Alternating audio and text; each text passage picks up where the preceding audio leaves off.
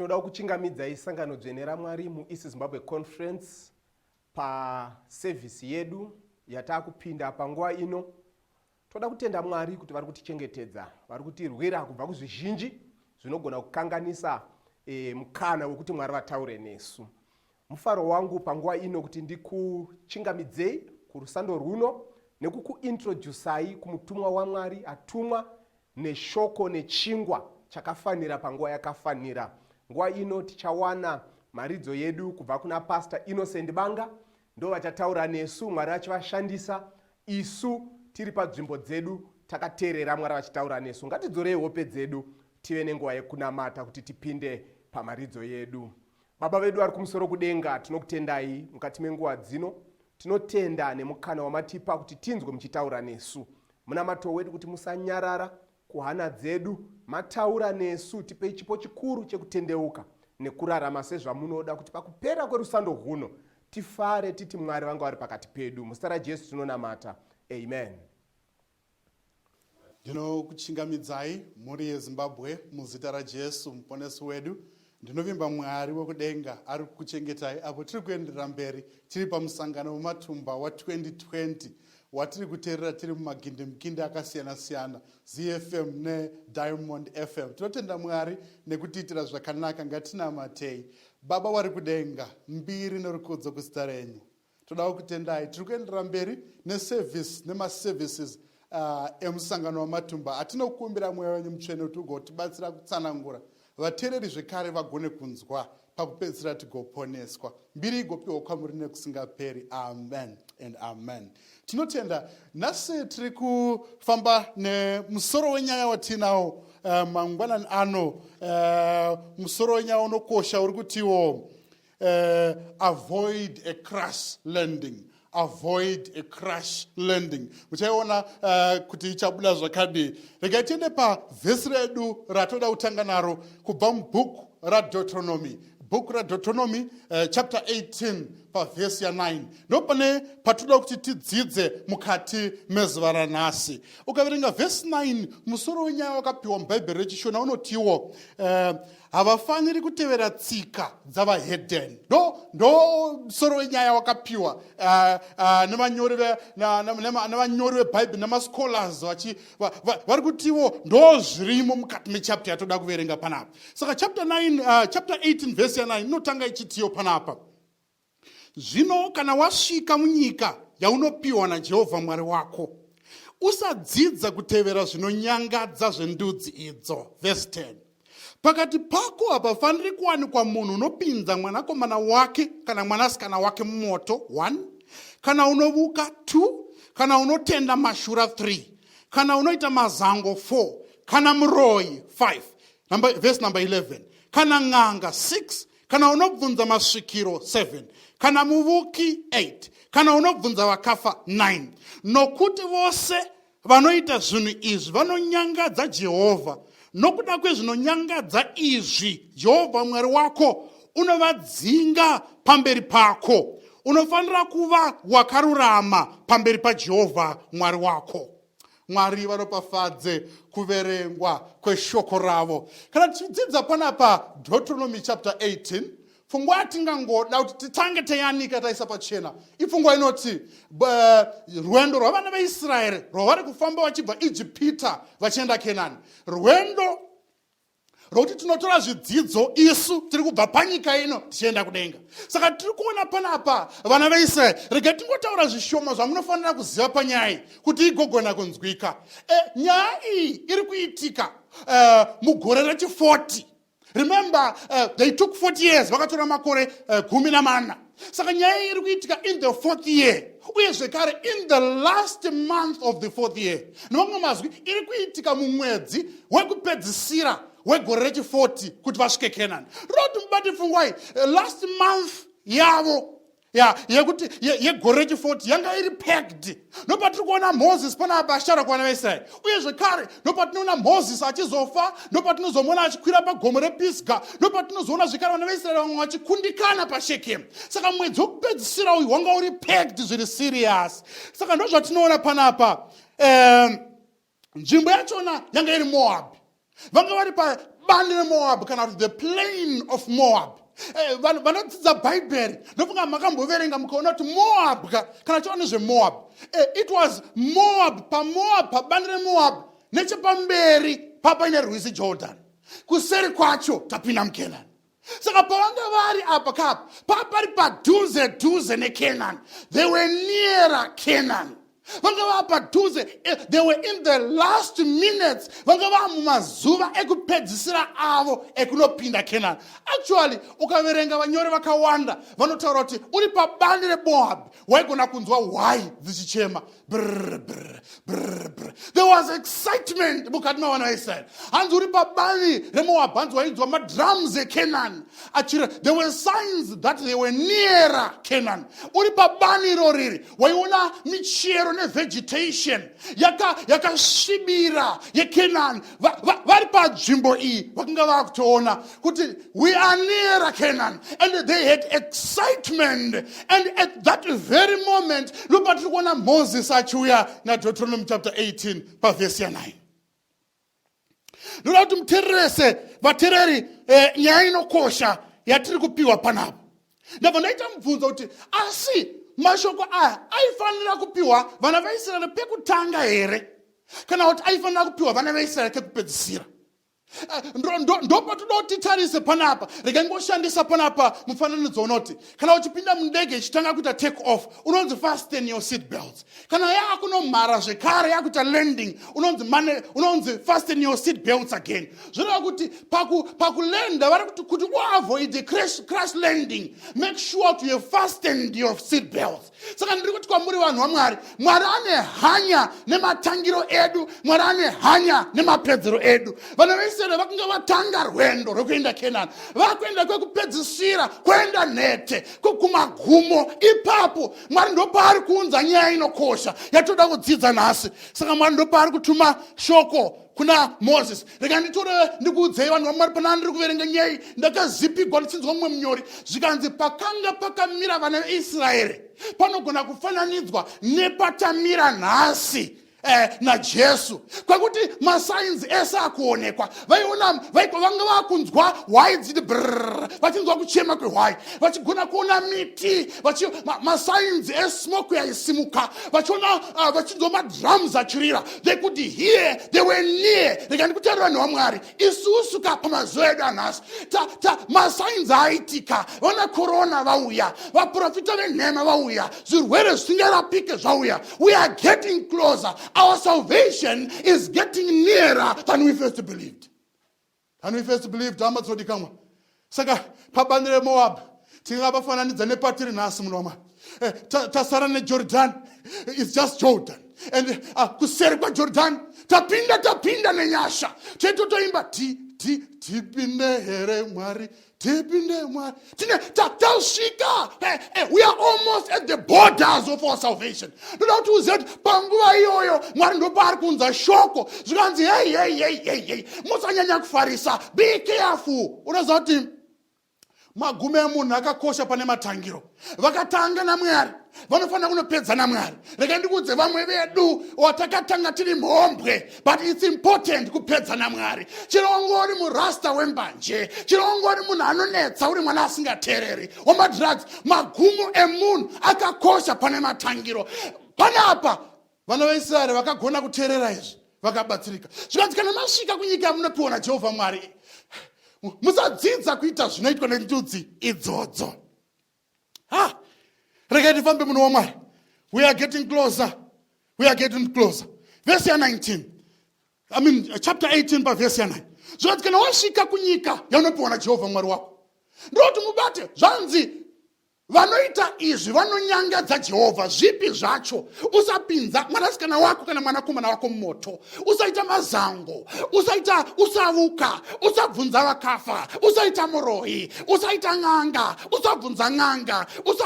Mwari ari kutaura neIsraeri achivaudza kuti makuenda kumagumo zvabva zvandifungisa mumwe munyoro andofarira achinyora nyaya anoisa pachena zvikanzi namazuva okupedzisira just before Jesu asati vauya zvii zvimwe zvichaitika zvikanzi Satani uchaunza deception yakakura zvikanzi one of his greatest deceptions is spiritualism inyaya dzevakafa inyaya dziri kutaurwa panapa vasvika paMoab vanoda kukrosa kuCanaan Mwari anointrodusa ngwarirai makunopinda asi pakati pako muri rudzi rutsvene makasiyana nevamwe marudzi musaita izvi. Saka panapa vateereri ndoda kuti tifambe tese zvakanaka panyaya.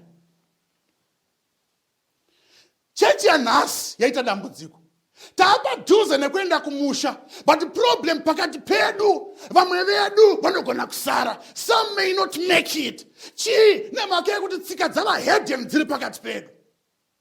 Mwari ane problem netsika dzavahedhen. Mwari ane problem nezvatinoita nezvatinotenda pamusoro pevakafa. Mwari ane problem nazvo. Bhaibheri riri kuisa pachena panapa ngakusava neanobvunza n'anga ngakusava neanobvunza masvikiro ngakusava nevanorova makuva vachidzosa vafi mumusha. Spiritualism becomes the issue as we get drawn nearer. Unoziva kuti iko zvezi vanhu vaMwari kana church in Africa ndochemera church in Africa. I don't know kuti ndiani uchatirumura padambudziko rekusanganisa chiKristu nechivanhu. Mwari ngaatinzwire tsitsi nenyasha nengoni kuti tigone kuzvirumura kubva muchivanhu togona kuzvirumura tigone kunamata Mwari zviri pure tisina tsika dzechihedheni. Munhu anobva unoziva kuti muteererika munhu makuseni manheru emusi weFriday so unomuona pamababa pakaungamwa so pari kuimbwa havo ndibaba tavaona havo ndibaba vedu pari kuimba izvi so mangwana nesabata Jesu Jesu ndasimbi. Tine vanhu vanosanganisa musi weSaturday pamwe vanopinda Shona wanzwa waroni dhumburi namanyere mukadzi wangu dhumburi apedza nemusi weShondo aenda kuchechi oti ndinonamata womunzwa achiimba Jesu ngarumbidzwe ngarumbidzwe. Tane vanhu vanomixa religion yakasanganiswa. Mwari vari kuti vanhu vaMwari takwenda kumagumo kwenda nhete hakuchadi. Saka diabolos achashandisa weapon yespiritualism pamazuva okupedzisira. Ndoda kuti mucherechedza mudzidza maunobva. Hamusi kurova makuva here muchidzosa vafi mumusha. Hamusi kubvunza n'anga here inini. Hamusi kunoromba here inini. Unoziva kuti tine maKristu so ekutika kuti vabudirire muupenyu muri kuchiva maGD6 muchichiva maBenz muchichiva makambani avanhu but zvimwe zvacho zvakaindigwa kun'anga vanhu vakapiwa makona vari kunamata vari maeredha. Mwari ane dambudziko nesangano reAfrica.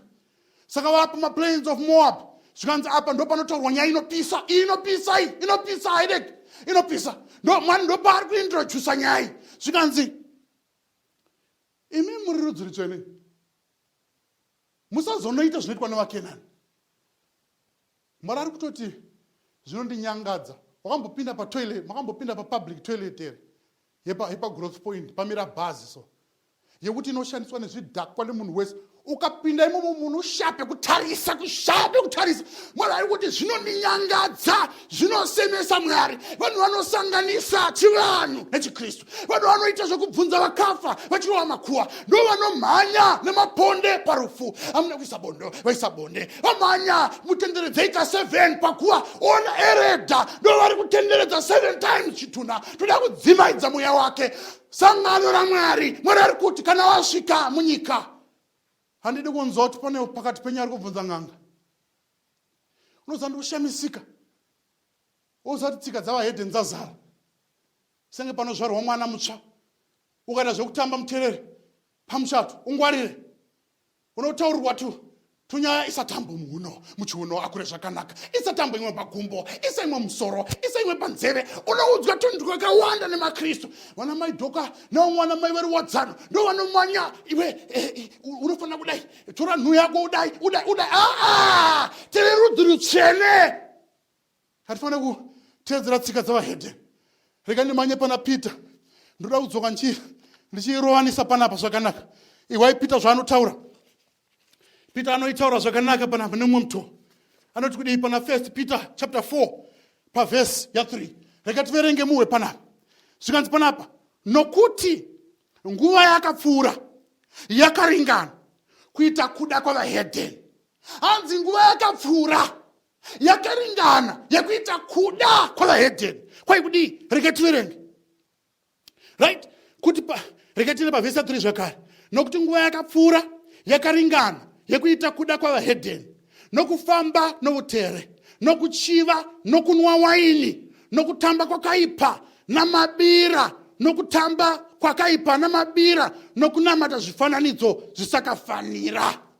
Bhaibheri riri kuti nguva yakwana kuda kwavahedheni hakuchafanira kuwanikwa pakati pedu. Amen. I hope someone is hearing me this. Ari kuninzwa masikatana. Pana ari kuninzwa. Mwari ari kuti uri rudzi rutsvene iwewe. Nguva yakakwana pamaita zvamabira. It's enough. Nguva yakakwana yamaita zvekumwa waini. Itsika dzavahedheni.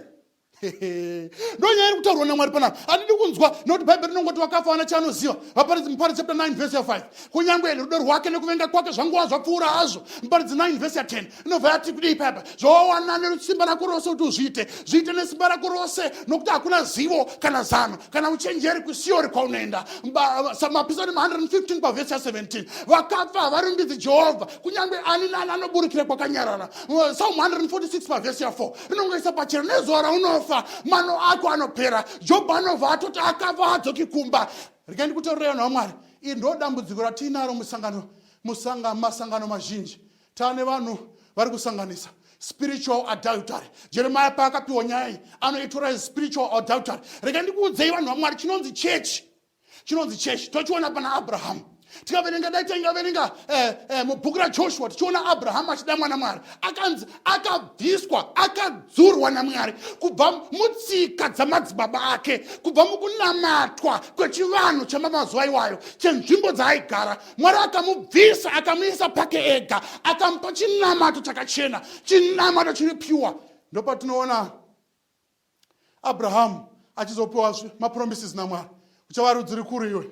Ndopatinoona Abraham achizotanga nechinamato chikazopiwa kwatiri chimuti, chikapiwa kuvana vese vechimuti. Chimuti chikafamba muNew Testament. Tonoona chimuti chipiwa the 12 disciples.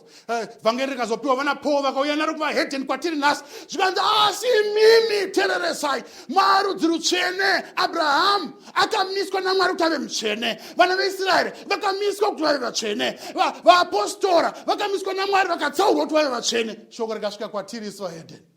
Mwari ari kutarisira tiri pa the plains of Moab kuti hatifanira kunge tichine chinamato chekusanganisa. Honey with sugar Christianity. Wakomana vanotengesa uchi murodhi ukaita zvekutamba, kana usingazivi uchi vanokutengesera uchi ukasangana neshuga. Tane chinamato. Kwane vafundisi vanogadzira a concoction, vanogadzira mubatanidzwo wechinamato chechivanhu chekuti unenge uchinzi kana wakuda kunamata tanga wanooneka vedzinza rekwako, wosvika ukandafodya pasi, ndakuenda chindisiyawo vedzinza ndakunonamata. Rega ndikuudze munhu waMwari, Mwari ari kuti uri rudzi rutsvene. Ngakusava nemunhu unobvunza vakafa kana unotenda mashura, kana unoita mazango, kana unoita zvomushonga, kana unoita squad yeuroyi. Hazvifanire kuwanikwa pakati pavanhu vaMwari. Ndoda kutaura kwamuri mangwa masikatano vana vaMwari. Ndoda kuti muzive kuti Mwari ari kutarisa kuti tirarame upenyu hwakasiyana navahedheni. Takuenda kumagumo. Nyika yakunopera. Ndowanzwa vaimba vachimba, isi toenda kumagumo. Isi toenda kumagumo. Toenda kumagumo. Vachiimba chipostori, toenda kumagumo. Kana kuri kwedu kusavata ndopatinoimba zuva rekuguma tichaona mambo. Uyanira home munhu waMwari. Rasa chavakabata taapedyo nekumusha. Why should you hold on kuzvinhu zvisina maturo? Satan mumazuva okupedzisira uchazama vateereri kuunza matambudziko ekuti dzimwe nguva zvinoita songe solution yacho inobva kun'anga. Wakambodzwa ino vachitaurana pachechi so vachiudzana kuti munoziva mukuruka taakutaura reality manje. Unoziva apa techingoita ndezvekunamata but ndo riyaza taakuda kuudza. Reality ndeyekudai so. Izvi zvawira mwana izvi zvaakuda kuti mumbofamba. Saka unogona kuona vanhu vechechi vachirongana vachiudza munhu kuti dai wambofamba muchechi yaMwari. tane zvinamato. Rega ndikuudze, tiza neupenyu hwako. Ukanzwa mufundisi amuka achindotaura nevakafa, tiza neupenyu hwako. Hakuna, Bhaibheri rinoti vakafa havatauri navapenyu. Pamunodzosa vakafa mumusha, dai aimuka ari iye wakafa wacho, maipamirere. Rega ndikutaurira kanga story kakazoitika nekurumbidza. Kakaitika pane imwe nzvimbo. Mumwe mukomana ndokubatwa nemweya usiriwo, ndokutora fambi mubhawa ndokuenda naye kumba. Asvika naye kumba haana kuziva kuti wakanga akaremara musikana uyu. Saka zvakaitika akanga asina rimwe gumbo, asina zvekare rimwe ruoko, saka anga ane zvokuisira. Saka zvakaitika ndezvokuti musikana panguva yekurara paya wakatora ruoko ndokubvisa ndokuisa padivi, ndokutora zvekare rimwe gumbo ndokuisa padivi. Paakada kuti abvise wigi yemusoro, mukomana akafunga kuti wakomana chipoko, akabuda ari bara chipoko boys. Akavhunduka, vanhu vakazouya kuzoona kuti akomana. Vanhu vanoziziva kuti vakafa havatauri navapenyu, vakafa havadzoki. Ndosaka vachizointrodusa matems ekuchipoko. Tinoziva kuti zvipoko kubata kwesimba raSatani. Tinoziva kuti patinoti kudzosa mufi mumusha kubata kwesimba radiabhorosi. Minana yese nemishonga. Unoziva chinonzi chikwambo chaicha, tinotora chinonzi chikwambo chiromba. Ukona wapiwa chese chinonzi mushonga wemari. Hakuna mushonga wemari. Kwangona wapiwa wozati wapiwa chikwambo. Asi nawe uzokutaurirai kuti tiri pamapeto ka Mwari ari kuti ndoda kuti uve nemugumo wakanaka. Pawakatangira wakatanga. Asi kwatava kunopedza, chipedza usisina. Pedza usisina kadi. Hama yangu inodikamwa pedza usisina. Kana zvaive aive machira emudzimu aive mumusha. Pedza usisina. Pedza musisina tsika dzekudzosa vafi mumusha. Pedza musisabvunze n'anga. Mwari ari kuti tapa Moab. We can now smell. Unoziva kuti panguva iyoyi ukaverenga Moses, ndo patinoona Moses achipiwa nenge vision. Moses akaona mukana wekupiwa vision paMount Pisgah napaMount Mabel. Moses paari kupiwa paPisgah paya nobva apiwa Canaan, akaradzwa zvayaive Canaan yava inopinda vana veIsraeri, nobva azoudzwa nezveCanaan yagadzirwa munyika inouya. Ndikuudze vanhu vaMwari, kune nyika yakanaka ichauya yatinofanira kushuvira kuenda. Tichatambudzika panyika ino. Unoziva kuti vanhu vanoendera kun'anga nekuenda kune vanhu vaya vanozviti vaprofita. Mozoti chinondishamisa, makambozvina kuti kune vamwe vaprofita vakamuka mazuva ano vekuti anoti kana kuda kuti ndikubatsire ndiri n'anga ndogona kukubatsira, kana kuti ndikubatsire ndiri muprofita ndogona kukubatsira. Saka i2 in 1 ndo inonzi mweya yetsvina tizai. Ukaverenga bhuku remabasa apostori pane mumwe murume ainzi Simon. Murume uyu chapter 8 inototsanangura kuti murume uyu waiva n'anga, asi vanhu vaiti uyu munhu esimba guru raMwari. Munhu wese kana dai kwaendwa nemakombi muSamaria zvaingonzi kwaSimon. Kombi yese yapfuura kwaSimon, bhengo rawaona kwaSimon, bhutsi yakapfekwa kwaSimon, chenze kwaSimon. But Simon ing'anga, dzimwe n'anga dziri muchechi vanhu vaMwari. Bhaibheri rekuti ngakusava nemunhu unobvunza n'anga kana unobvunza wakafa, kana unobvunza masvikiro. Takuenda kupedzisira nyaya yespiritualism, tereresai chechi yaMwari. Nyaya idzi dzevakafa ndo nyaya dzichamutswa naSatani kumberi kwatakuenda kuno, kuenda nete kumagumo, kumapeto. You need to wakufanira kuzvigadzirisa amanodikamwa kutendeuka nezita raJesu. Mwari ari ready to forgive you. Unogona nguva wakazviita munguva dzekusaziva, pamwe nguva washaiwa mwana, dzimwe nguva mwana anga asina kuuya, dzimwe nguva papa asina mukomana, hapana aikuda, dzimwe nguva mabhizinesi aingobroka, dzimwe nguva pane nhamo dzakakuwira ukaendako. Pandada kutaurira munhu waMwari kwatakuenda, Bhaibheri rikuti rega ndipedza nekuverenga vhesi rangu Hebrew chapter ipapapa ndoda kudzoka ipapapa pana Deuteronomy chapter 18 pavhesi ya 9 ndopa ndiri kuda ipapapa ndakuda pavhesi ya 10. Pakati pako hapafaniri kuwanikwa munhu unopinza mwanasikana wake kana mwanakomana wake moto. Rega ndimhanye panapa. Kana unovuka, kana unotenda mashura, kana unoita mazango, kana muroyi, kana n'anga, kana unobvunza masvikiro, kana mauki, kana unobvunza vakafa, nokuti vose vanoita izvi vanonyangadza Jehovha. Teerera mudikanwa, Mwari ari kupatsanura vamwari nevasiri vamwari. Two groups are coming up here. We have got a heaven to go. We have got a heavenly Canaan to go. Moses was revealed, was shown a heaven to come. Ndo yatinofanira kutsungirira pamunamato. Ndo yatinofanira kutsungirira even nhamo ikauya. Munhu waMwari, ramba ukatenda. Ukaverenga vaHebheru panapa, rega ndipedze vaHebheru. Bhaibheri rinongoisa pachena kuti Jesu Bhaibheri rinongoisa pachena kuti Jesu wakatakura muchinjiko wake. He carried his cross nemhaka zvakanga zvaiswa pamberi pake. VaHebheru chapter 12 pavhesi ya 2. Tichitarira kuna Jesu, muvambi nomukwanisi wokutenda kwedu, iye wakatsungirira pamuchinjikwa nokuda kwomufaro wakaiswa pamberi pake. pane mufaro uri mberi. Jesu akarwadziwa nemuchinjiko. Pane masituations anorwadza ekuti mhuri dzinotoenda kun'anga, enda unobvunzira, enda unobatsirwa, iguva ramai risina kurohwa. Pane zvakawanda zvichataurwa pamusoro pevakafa. But rega ndikuudze, tarira kuna Jesu, muvambi nomukwanisi wokutenda, the conquering faith. Jesu anobatsira, ndiye ega anogona kutibatsira hama dzinodikanwa, ndiye ega anogona kutipa kutenda kuti tigone kumira, tione simba rekumira mumatambudziko aya. The conquering faith of Jesus is given to us as a gift of faith. Dai mwana kudenga atibatsira, tagona kunamatira chipo ichi, tagona kunamatira kutenda, tigogona kumira kana miedzo ichatituma kuvakafa yauya mukati medzimhuri dzedu, kana miedzo ichatituma kuenda kun'anga yauya mukati memhuri dzedu. Dai mwana kudenga atibatsira, ndoda kunamata nemumwe munhu mangwananani masikatano kuti ari kuti iye Mwari ngaandibatsire, zvataurwa naMwari ndazvinzwa, kubva nhasi ndachira chikomba kuti handichazviti handichaiti. Dai Mwari wokudenga akukomborera kwauri ikoko, ndoda kuti uzvinamatire. Regai tiite munamato mupfupi, ngatinamatei. Baba vari kudenga muzita raJesu nokutendai.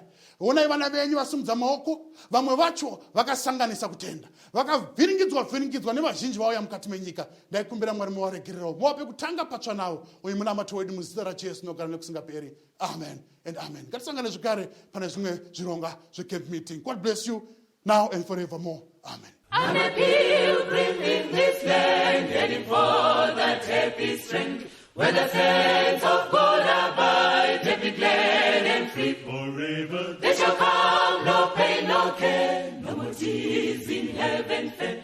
I shall dwell in peace at home through eternity. When I see my Lord and King, look upon his face. Some morning gonna make, let praises ring. When shall end this race? Forever gonna leave this sinful world, gonna see God's flag unfurled. Come and go along with me to that happy, happy place. When the welcome bells shall ring, I'm gonna see my King, gonna shout and sing his praise, of his love exalt. Then I'm gonna see God's flag unfurled. When I leave this sinful world, then I walk the streets of God while the edge is long. Gonna see my Lord and King, look upon his face. Some morning gonna make, let praises ring. When shall end this race? Forever gonna leave this sinful world, gonna see God's flag unfurled. Come and go along with me to that happy, happy place.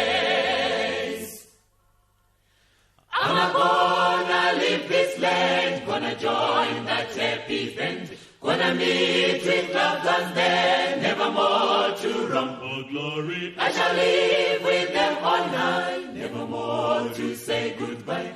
Won't that be a happy time when we all get home? Gonna see my Lord and King, look upon his face. some morning gonna make, let praises ring. When shall end this race? Forever gonna leave this sinful world, gonna see God's flag unfurled. Come and go along with me to that happy, happy place. Come along and go with me to that happy